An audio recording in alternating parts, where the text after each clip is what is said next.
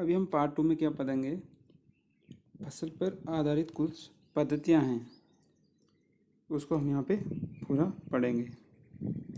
वो पद्धतियाँ कौन कौन सी, आगे बढ़ते हैं।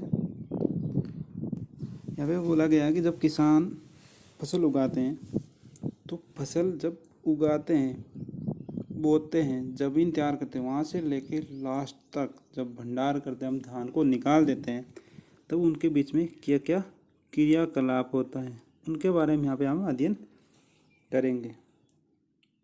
कृषि पद्धतियाँ कुछ कहते हैं, उसके हम पहले नाम पढ़ लेते हैं, क्या क्या क्रियाकलाप हैं।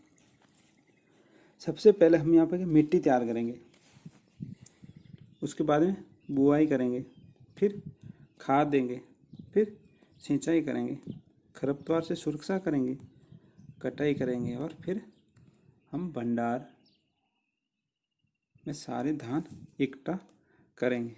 तो जानते हैं, नंबर 1 क्या है, मिट्टी तैयार करना। सर्वप्रथम फसल उगाने से पहले मिट्टी तैयार करना पहला चरण है। कोई भी धान उगाते हैं, सबसे पहले हम क्या करते हैं, मिट्टी तैयार करेंगे। मिट्टी को पलटना तथा इसे पीला बनाना कृषि का अत्यंत महत्वपूर्ण है। इसमें जड़ें भूमि में गहराई तक जा सकती हैं। अगर हम जब पीला है ना, ज़मीन को नरम कर देंगे, जब वो ज़मीन को हम पलट दें तो ज़मीन क्या होती है, नरम हो जाती है। नरम होती तो पौधों की जड़ें है ना, वो अंदर तक गहराई तक जा सकती हैं। पाली मिट्टी में गहराई में धसी जड़ें भी सरलता से श्वसन कर सकती हैं। पोली मिट्टी किस प्रकार पौधों की जड़ों को सरलता से शोषण करने में सहायक है। जब ज़मीन को हम पलटते हैं तो मिट्टी क्या हो जाती है, पोली मिट्टी हो जाएगी, तब आसानी से पौधों की जड़ें अंदर जाएगी और शोषण आसानी से कर सकती हैं। पोली मिट्टी में रहने वाले कछुओं और सूक्ष्म जीवों की वृद्धि करने में सहायता करती हैं। ये जब मिट्टी पोली करते हैं तो उसमें क्या, सूक्ष्म जीवों की वृद्धि करने में बहुत ज़्यादा सहायता रहती है। ये जीव क्या होते हैं, किसानों के मित्र होते हैं, घनिष्ठ मित्र होते हैं, क्योंकि ये मिट्टी को और पलटकर पोला करते हैं। जब हम ट्रैक्टर किसी सहायता से ज़मीन को पोला करते हैं तो ये सूक्ष्म जीव और पोला करते हैं, जिससे अच्छी पैदावार होती है। ज़मीन को पोला करते हैं तथा हुमस बनाते हैं। परंतु मिट्टी को पलटना और पोला करना क्यों आवश्यक है। हम अभी तक ये जाना कि पहले मिट्टी को पोला करते हैं, अभी हम ये जानेंगे उसको पोला करना क्यों आवश्यक है। यह लिखा है, कुछ क्या पिछली कक्षा हम पढ़ चुके हैं कि मिट्टी में खनिज, जल, वायु, कुछ सजीव होते हैं, कुछ सजीव होते हैं। इसके अतिरिक्त मृत पौधे, जंतु भी मिट्टी में पाए जाने वाले जीवों द्वारा अपघटित होते हैं। इस प्रक्रम में मृत जीवों में पाए जाने वाले पोषक मिट्टी में नियुक्त होते हैं और पोषक द्वारा अवशोषित किए जाते हैं, क्योंकि ऊपरी परत के कुछ सेंटीमीटर की मिट्टी ही पौधों की वृद्धि में आवश्यक होती है। कुछ ही सेंटीमीटर तक मिट्टी होती है पौधों के लिए आवश्यक होती है, क्योंकि वहाँ तक जब सिंचाई करते हैं वहाँ तक पानी जाता है। जितनी मिट्टी हम पोली करते हैं वही पौधों के लिए आवश्यक होती है। इससे उल्टने, पलटने और पोला करने से पोषक पदार्थ ऊपर आ जाते हैं। क्या, हम जब ज़मीन पलटते हैं तो पोषक पदार्थ क्या है, ऊपर आ जाते हैं और पौधे इस पोषक पदार्थों का उपयोग कर सकते हैं।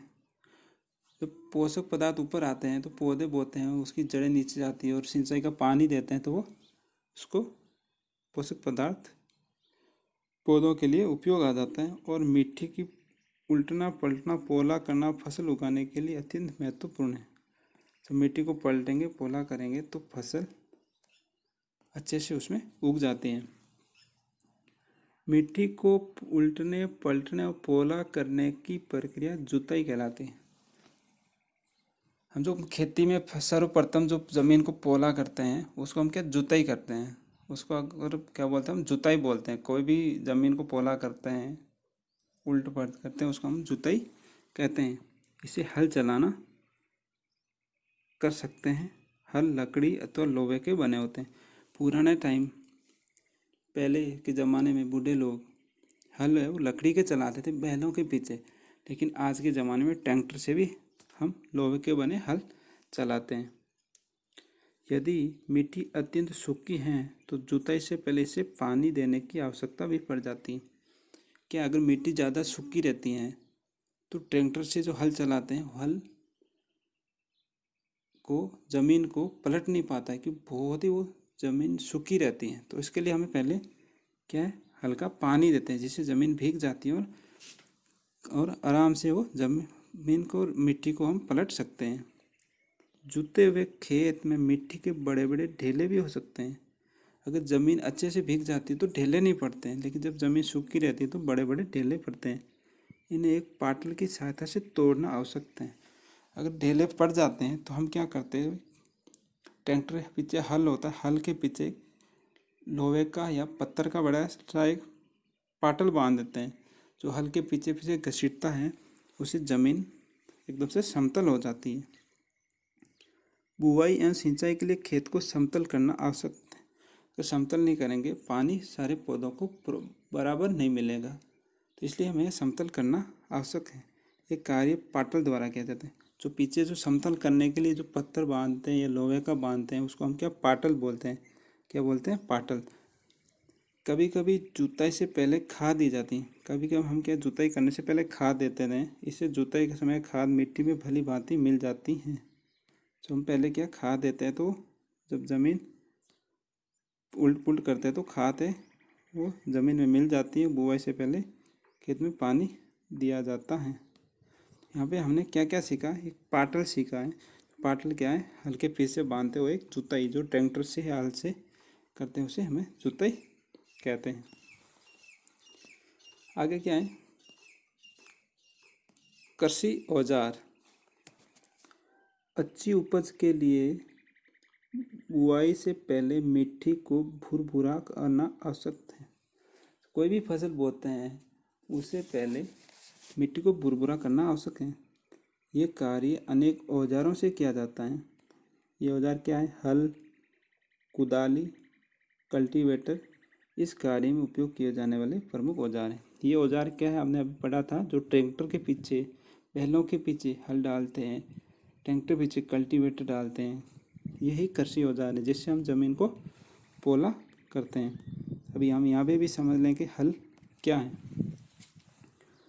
प्राचीन काल से हल का उपयोग, बहुत पुराने टाइम में हल का उपयोग जुताई, खाद उर्वरक मिलने वाले खरपतवार के निकालने एवं मिट्टी खुरचने के लिए किया जाता है। मिट्टी खुरचना यानी ज़मीन को पलटना, पोला करना, उसके लिए हम उपयोग करते हैं। ये औजार लकड़ी का बना होता है, जिससे बैलों के जोड़ी अथवा अन्य पशुओं, घोड़े, ऊँट की सहायता से खींचा जाता है। हमने ये पहले भी पढ़ा था कि बैलों के पीछे जो लकड़ी का हल होता है वो जोड़ते। पहले बैल भी होते थे, ऊँट भी होते थे, घोड़े भी होते थे, लेकिन अभी लोहे की मजबूत तिकोनी पत्ती होती है जिसे फाल कहते हैं। तो नीचे एक लोहे की मजबूत पत्ती होती है उसे फाल कहते हैं। हल का मुख्य भाग लंबी लकड़ी का बना होता है। दोनों, जब बैल या ऊँट होता है, दोनों बैलों के बीच में हल होता है, पीछे हल होता है, ज़मीन रहता है, वो बीच में एक लकड़ी होती है, उसको हम क्या बोलते हैं? फाल। उसको हम बोलते हैं फाल, जिसे हल सेप्ट भी कहते हैं। उसको हल सेप्ट करते हैं, क्यों? हल को उसे भी शिफ्ट करते हैं, ऊपर नीचे कैसे करते हैं, इसलिए उसको हल सेप्ट कहते हैं।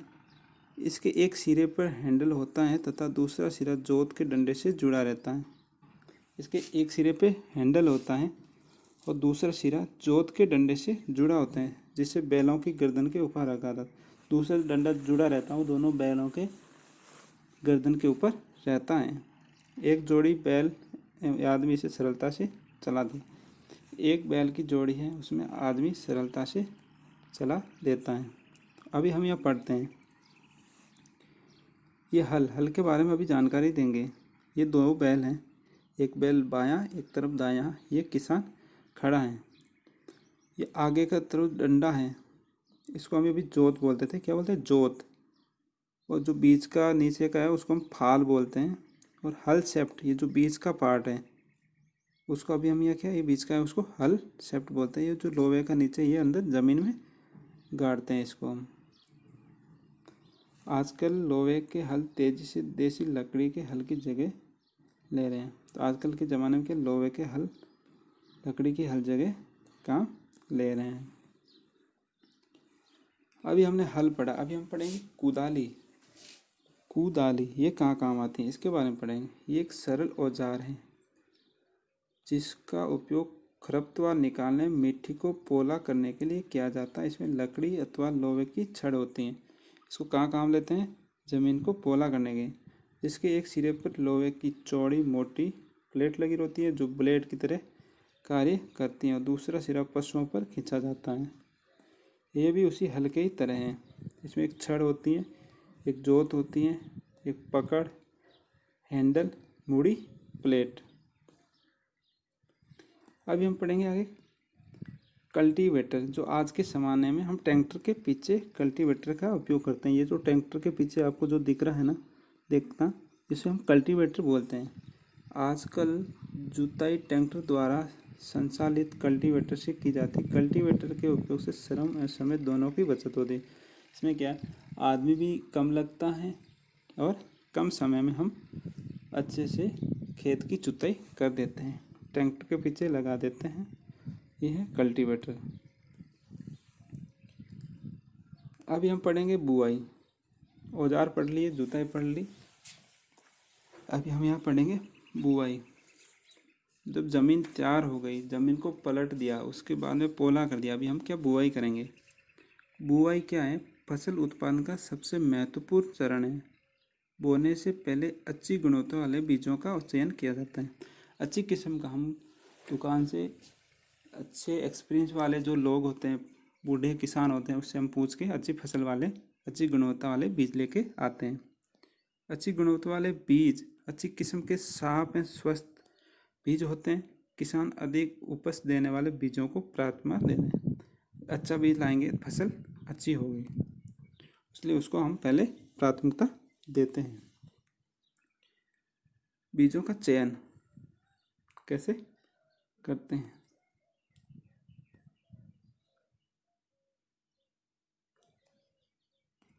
क्या कुछ बीज जल के ऊपर तैरने लगते हैं? बीजों का चयन कैसे करते हैं हम देखते हैं। कुछ बीज जल के ऊपर तैरने लगते हैं, कुछ बीज पानी में बैठ जाते हैं, हल्के या भारी होते हैं। क्षतिग्रस्त बीज खोखले हो जाते हैं, इस कारण वो हल्के होते हैं, ये जल पर तैरने लगते हैं। कुछ बीज हल्के होते हैं, उसके अंदर से निकल जाता है, ऊपर खोखला बचता है, वो बीज ऊपर तैरने लगते हैं। अच्छे और स्वस्थ बीजों को क्षतिग्रस्त बीजों से अलग करने की अच्छी विधि है। जब हम कुछ बीजों को पानी में डालते हैं, हल्के बीज ऊपर आ जाते हैं, जो खोखले होते हैं, भारी बीज नीचे आते हैं, उसको हम रख लेते हैं, वो काम आते हैं। अब यहाँ पढ़ते हैं कि बुआई से पहले बीज बोने के औजारों के बारे में जानना आवश्यक। हमने अभी तक ज़मीन को पोला कैसे करते हैं, ज़मीन को कैसे तैयार करते हैं, उसके बारे में, हल कल्टीवेटर के बारे में पढ़ा। अभी हम बुआई करेंगे। बुआई के लिए कौन कौन से औजार काम में आएंगे, उसके बारे में हम अभी यहाँ पे जानकारी लेते हैं। परंपरागत औजार। परंपरागत रूप से बीजों की बुआई में इस्तेमाल किए जाने वाला औजार कीप के आकार के होता है। जो कीप किसको बोलते हैं, जिसमें हम कोई भी ट्रैक्टर या किसी में हम जब ऑयल या तेल या कोई डालते हैं कीप की सहायता से, उसी प्रकार ये फसल बोते हैं, उसमें भी एक कीप होता है, उसमें नीचे एक नल लगा रहता है। जैसे यहाँ पे चित्र में आप देख सकते हैं, यहाँ पे ये कीप है, मैंने जो गोला बना रखा आप देखते हैं, उसके बीच में है वो कीप है। तो क्या बीजों को कीप के अंदर डालने पर ये 2 या 3 नुकीले सिरे वाले पाइपों से गुजरते हैं। ये सिरे मिट्टी को भेदकर बीज को स्थापित करते हैं। इसमें 2-3 अलग अलग नीचे पाइप लगाते हैं और भी अलग अलग जगह पे बीज गिर जाते हैं। अभी यहाँ पढ़ेंगे हम सीड ड्रिल। सीड ड्रिल क्या होती है? आजकल बुआई के लिए ट्रैक्टर द्वारा संचालित सीड ड्रिल का उपयोग किया जाता है, जिसके द्वारा बीजों में समान दूरी और गहराई बनी रहती है। सुनिश्चित करना है कि बुआई के बाद बीज मिट्टी द्वारा ढक दिया जाता है। इससे पक्षियों द्वारा बीजों से होने वाले नुकसान को रोका जा सकता है। सीड ड्रिल द्वारा बुआई करने से समय और श्रम दोनों की बचत होती है। सीड ड्रिल क्या होती हैं? 3-4 एक ड्रिल में 3-4 कीप होते हैं, वो अलग अलग दूरी पे बीज को ज़मीन के अंदर बोता है और वापस ऊपर मिट्टी आ जाती है, जिससे पक्षी वगैरह उसको नहीं खाते हैं।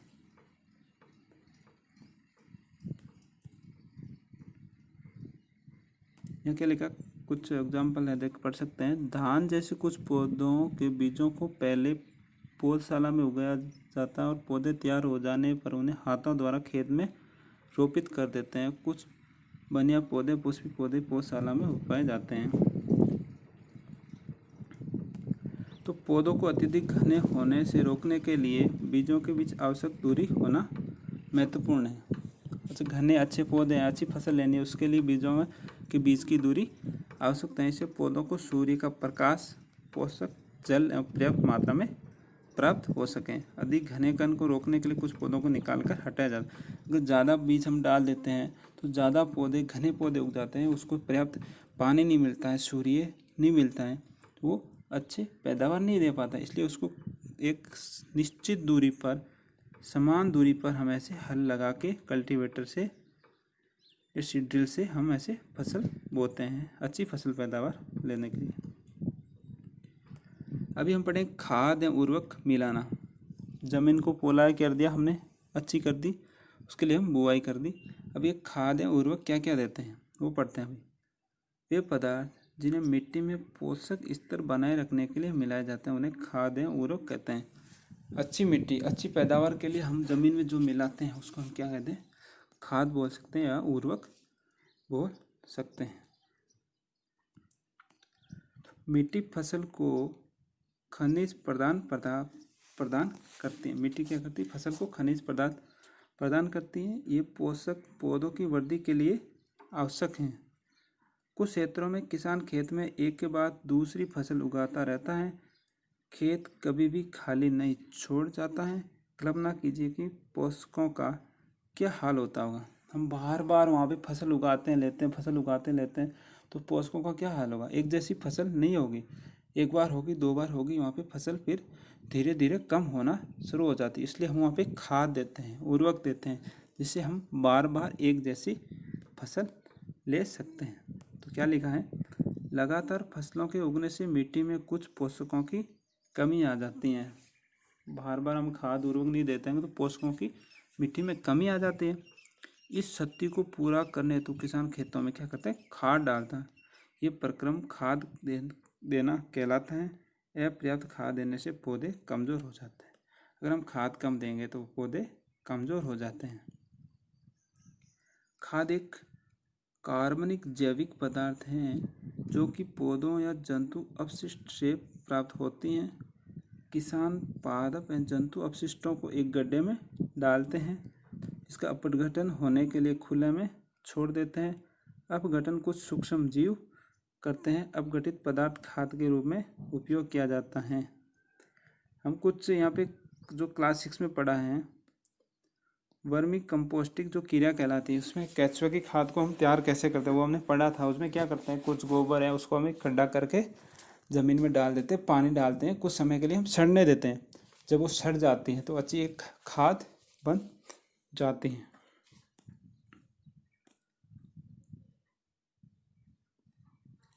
यहाँ पे कुछ पिक्चर दिखा रखी है, आप देखते हैं इसमें कैसे पौधों को उगाते हैं, पहले खाद देते हैं और यहाँ पे छोटे छोटे पौधे भी उग रखे हैं।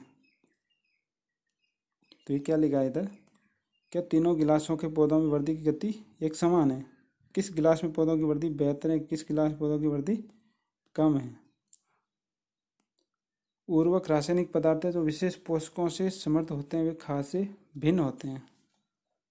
उर्वरक का उत्पादन फैक्ट्रियों में किया जाता है। उर्वरक से कुछ उदाहरण जैसे urea, ammonia, sulphate, super phosphate, potash, NPK, nitrogen, phosphorus and potassium.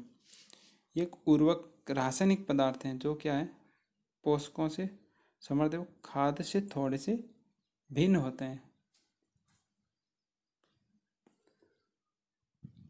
इनके उपयोग से किसानों को गेहूँ, धान तथा मक्का जैसी फसलों की अच्छी उपज प्राप्त करने में सहायता मिलती है, परंतु उर्वरकों के अत्यधिक उपयोग से मिट्टी की उर्वरता में कमी आती है।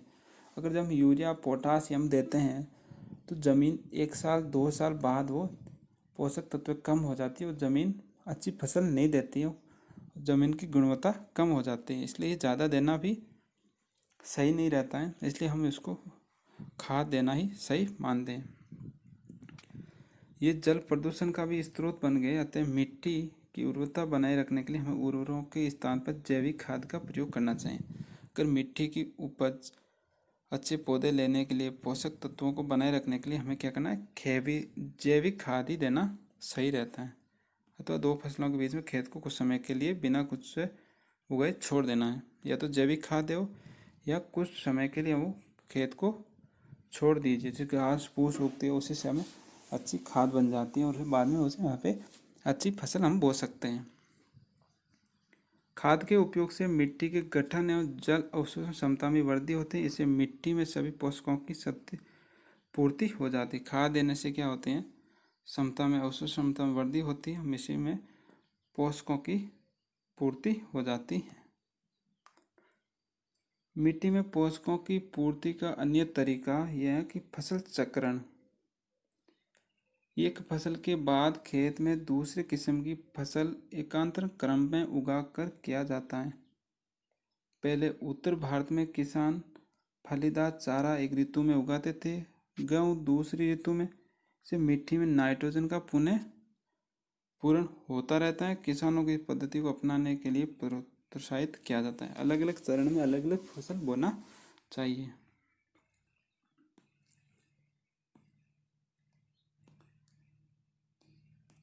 अब यहाँ पढ़ेंगे हम खाद के लाभ। खाद के क्या क्या लाभ हैं ये पढ़ेंगे अभी।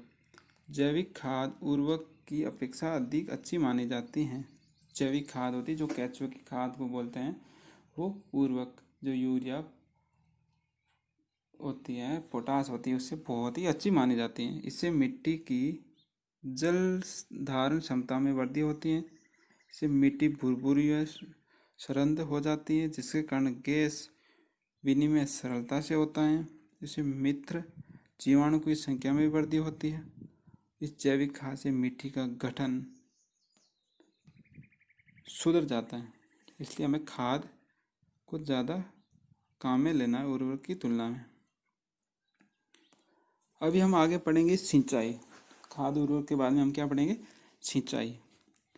सिंचाई क्या है, जब पौधे उगाते हैं तो जीवित रहने के लिए प्रत्येक जीव को जल की आवश्यकता होती है। हमने खाद दे दिया, ज़मीन तैयार कर दी, औजार सब कुछ है, तो हमें पानी तो ज़रूरी है। तो उसको पानी के जीव पौधों के जीवन को जिंदा रखने के लिए पानी की आवश्यकता होती है।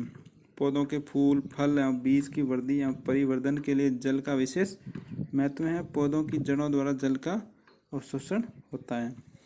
पौधे अपना भोजन कैसे बनाते हैं, जल के जड़ों के द्वारा जल का अवशोषण करते हैं, जिसके बाद खनिजों और उर्वरकों का भी अवशोषण होता है। पौधों में लगभग 90% जल होता है। पौधों में कितना जल होता है, 90% जल आवश्यक है, क्योंकि बीजों का अंकुरण शुष्क स्थिति में नहीं हो सकता है। जल में घुले हुए पोषक का स्थानांतरण पौधों के प्रत्येक भाग में होता है। ये फसल का पाले और गर्म हवा से रक्षा करता है। फसल वृद्धि के लिए मिट्टी की नमी को बनाए रखने के लिए खेत में नियमित रूप से जल देना आवश्यक है। विभिन्न अंतराल में खेत में जल देना सिंचाई कहलाता है। तो मैं आप क्या पढ़ाएंगे, सिंचाई कहलाना किसे कहते हैं कि अलग अलग अंतराल में जल देना। सिंचाई का समय एवं बारंबारता फसलों मिट्टी ऋतु में भिन्न होता है। गर्मी में पानी की बारंबारता अपेक्षाकृत अधिक होती है। ऐसा क्योंकि मिट्टी और पत्तियां से जल वाष्पन की दर अधिक होने लगती है। गर्मी में ज़्यादा धूप होती है, इसलिए उसकी वाष्पन की दर अधिक होती है, इसलिए पानी ज़्यादा देना चाहिए। सिंचाई के कुछ स्रोत हैं। हम सिंचाई कैसे किस साधन के द्वारा करते हैं, तो हम पढ़ते हैं कुएँ। हम कुआं से भी सिंचाई करते हैं। पुराने समय में पहले कुएँ होते थे, आजकल नलकूप, तालाब, झील, नदियाँ, बांध, नहर इत्यादि जल के स्रोत हैं। किसी से भी सिंचाई कर सकते हैं। सिंचाई के पारंपरिक तरीके क्या क्या तरीके हैं, कुओं, झीलों और नहरों में उपलब्ध जल को निकालकर खेतों तक पहुंचाने के तरीके भिन्न भिन्न हैं।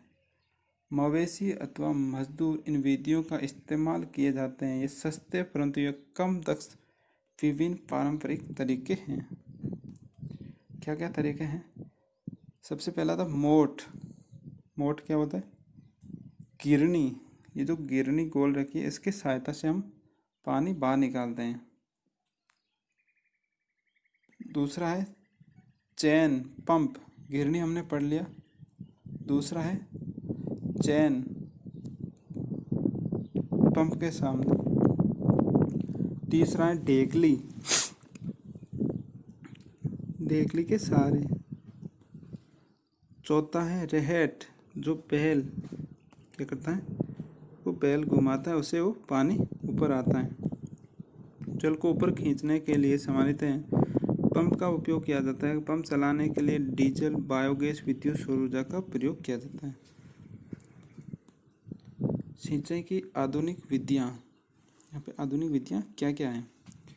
सिंचाई करने की आधुनिक विधियाँ पढ़ते हैं। पहले छिड़काव तंत्र, स्प्रिंकलर सिस्टम।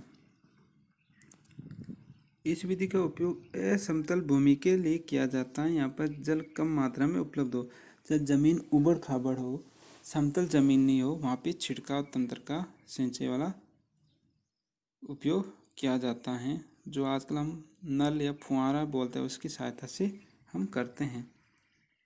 उपद्रव पाइप और नलों के ऊपरी सिरों पर घूमने वाले नीजल लगे रहते हैं। ये पाइप निश्चित दूरी पर मुख्य पाइप से जुड़े रहते हैं।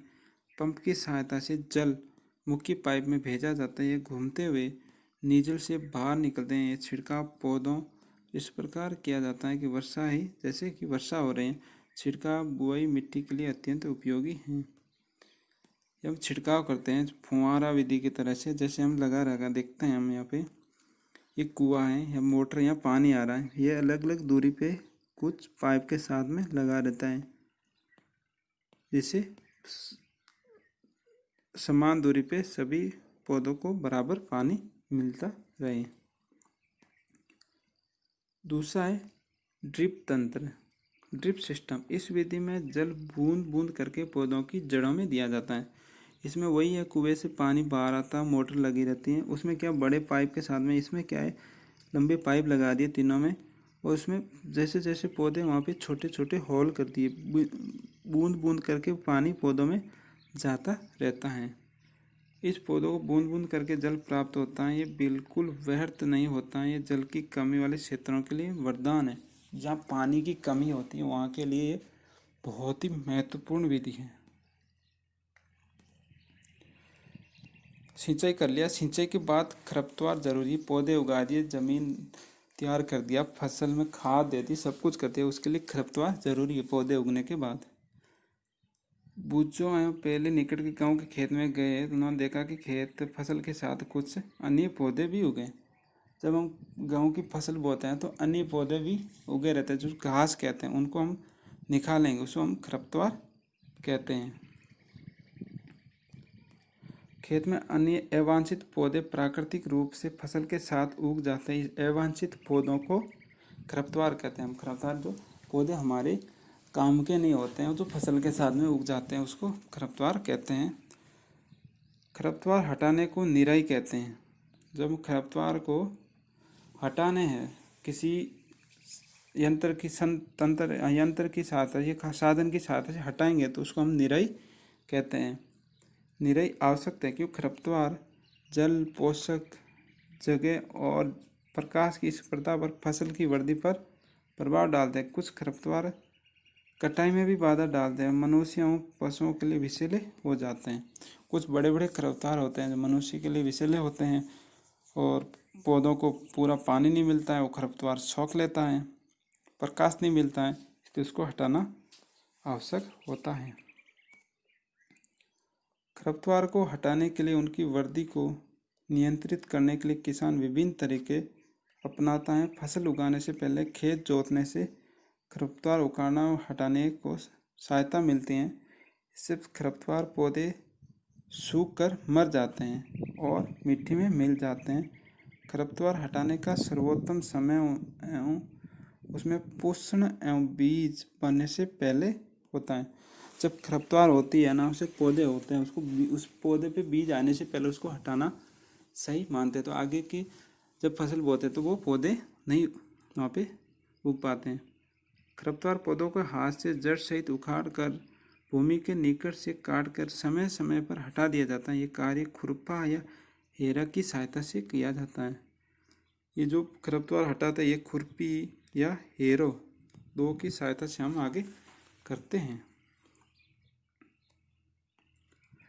रसायनों के उपयोग से भी खरपतवार नियंत्रण किया जाता है। उसे खरपतवारनाशी कहते हैं। कुछ कीटाणु के जैसे नहीं, कुछ ऐसी केमिकल होता है जिससे कि खरपतवार खेतों में फसल के साथ में नहीं उगती हैं, उसे हम खरपतवारनाशी कहते हैं। जैसे 2,4-D एग्जाम्पल के रूप में खेतों में इनका छिड़काव किया जाता है, जिससे खरपतवार पौधे मर जाते हैं परंतु फसल को कोई हानि भी नहीं होती। खरपतवारनाशी को जल में आवश्यकता अनुसार मिलाकर स्प्रे फुहारा की सहायता से खेत में छिड़काव किया जाता है। स्प्रे की सहायता से, फुहारा की सहायता में पूरे जहाँ जहाँ फसल बो रखी है वहाँ पे हम या ऐसे बूंद ऐसे प्रेशर से हम क्या पौधे हैं जहाँ छिड़काव कर देते हैं। जैसे पहले बताया कि खरपतवार की वृद्धि के समय पुष्प एवं बीज बनने से पहले ही खरपतवारनाशी का छिड़काव करते हैं। खरपतवारनाशी के छिड़काव से किसान के स्वास्थ्य पर भी प्रभाव पड़ सकता है। उन्हें रासायनों का प्रयोग सावधानी पूर्वक करना चाहिए। छिड़काव करते समय अपना मुंह और नाक कपड़े से ढकना चाहिए। वो क्या एक केमिकल होता है, इसलिए उसको किसान को जब आप यूज़ करते हैं तो मुंह ढकना चाहिए, हाथ किसी कपड़े से या प्लास्टिक से बांधना चाहिए, बाद में करना चाहिए। अब हम आगे पढ़ेंगे कटाई। खरपतवार के बाद क्या पढ़ेंगे? कटाई। जब फसल बड़ी हो जाती है तो उसके बाद हम क्या करते हैं? फसल की कटाई एक महत्वपूर्ण कार्य है। फसल पक जाने के बाद उसे काटना कटाई कहलाता है। जब फसल को बो दिया है, फल लगे हैं, तो उसके बाद में हम क्या करें? काटेंगे, तो उसको हम क्या बोलते हैं? कटाई कहते हैं। कटाई के दौरान या पौधों को खींच कर उखाड़ लेते हैं तो उसे धरातल के पास से काट देते हैं। या तो पौधे छोटे होते हैं उसको उखाड़ लेते हैं या उसको काट देते हैं। जैसे जीरा होता है उसको हम उखाड़ते हैं, गेहूँ को हम काटते हैं। एक अनाज फसल को पकने में लगभग 3 से 4 महीने लगता है। नॉर्मली 3 से 4 महीने कोई भी फसल को पकने में लगता है। तो हमारे देश में कराती की सहायता से हाथ के द्वारा कटाई की जाती है। जो हम फोटो देखते हैं, एक हाथ से हम हैंडल को पकड़ के, एक कराती होती है, इसमें यहाँ पे तीखे नुकीले दांत होते हैं, उससे हम कटते हैं। अथवा एक मशीन का उपयोग किया जाता है, हार्वेस्टर कहते हैं। काटी गई फसल से बीजों दानों को भूसे से अलग करना थ्रेसिंग कहलाती है। थ्रेसिंग मशीन होती है जो हम फसल को काट देते हैं, उसमें धान को अलग कर देती है और पीछे भूसा होता है उसको अलग कर देते हैं, उसे थ्रेसिंग कहते हैं। ये कार्य मशीन द्वारा किया जाता है जो वास्तव में हार्वेस्टर थ्रेशर का एक संयुक्त रूप है। एक कंबाइन, यहाँ पे कुछ एक पिक्चर दे रखी, कंबाइन है ये, क्या फसल को काटती है और अलग करती हैं।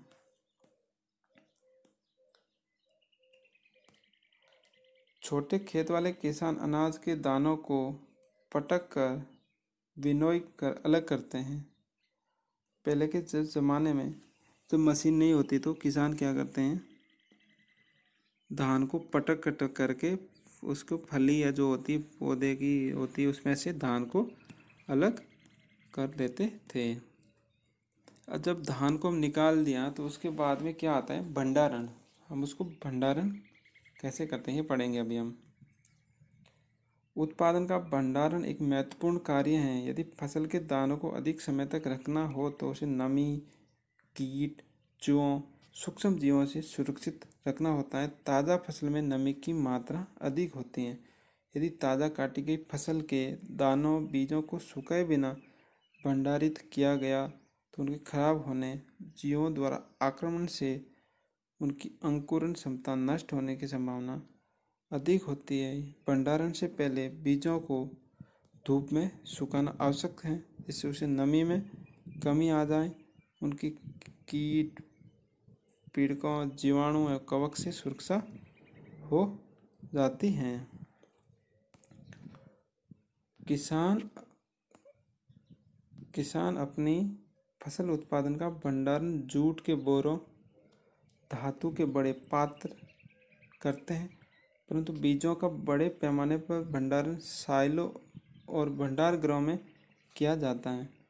उनको पीड़कों जैसे चूहे, कीटों की सुरक्षित रखा जाता है। भंडारण करने से पहले जो धान होता है उसको सुखाते हैं या ऐसी जगह किया जाता है जहाँ से हम सुरक्षित कीड़ों से, चूहों से, कीटों से बचा जाता है। यहाँ पे कुछ जैसे आप पिक्चर दे रखी है, भंडारण है तो साइलो का अलग अलग बड़े बड़े टिन की तरह बनाया जाता है, उसमें हम धान को सुरक्षित रख सकते हैं।